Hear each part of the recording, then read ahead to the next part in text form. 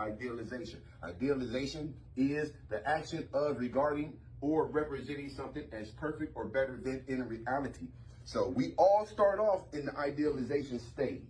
Your person that you dating, when you first meet them, they can't do no wrong. When you meet them, you got a honeymoon period. They crossing boundaries, but that's okay because they don't really know you. You don't really know them. You're still getting to know them. You got a honeymoon period. But then what happens is when it's a healthy relationship, it goes from the idealization phase to the acceptance phase.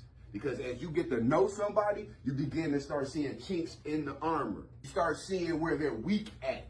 You start seeing where they fail at. All relationships start off in the idealization stage, man. But then eventually you head into the acceptance stage where you accept the person for who they are. You accept them for their faults. Because they're not perfect, and guess what? You are not perfect either. You ain't gonna never find somebody perfect, and you ain't gonna never find a perfect relationship. Good, healthy relationships take work. If you want a healthy relationship, you have to be intentional while you in the relationship. How many times people done broke up with somebody or somebody done left you, now all of a sudden you being considerate. Well, you should be intentional and considerate while you in it. When we enter a relationship or start liking someone, everything feels new and exciting, and you love and admire the other person's traits and attributes and find it hard to find faults. But the purpose of love and relationships, let's go.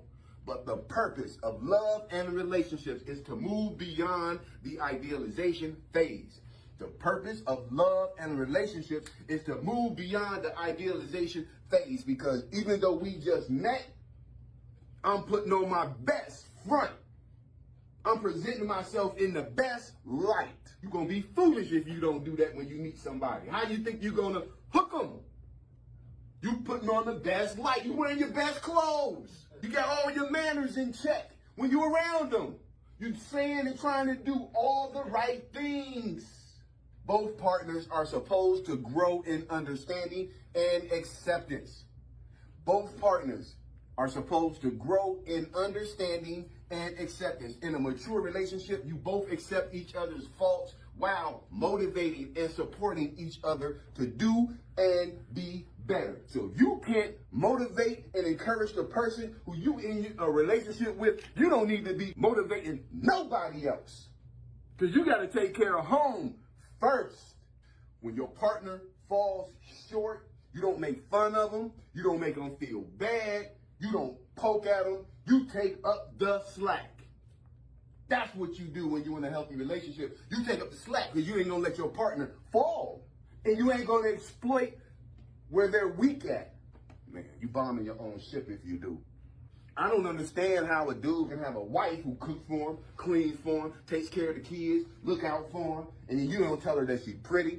You don't tell her that you love her. You don't tell her you appreciate her. You don't tell her that she's special. You don't say none of that. You don't do none of that. But then take your butt to work and tell the girl you work with how pretty she is. And tell the girl at work how much you support her. Be a confidant for the girl at work when she's talking about her husband or her boyfriend. But your stuff all messed up. You need to be doing that to your woman first.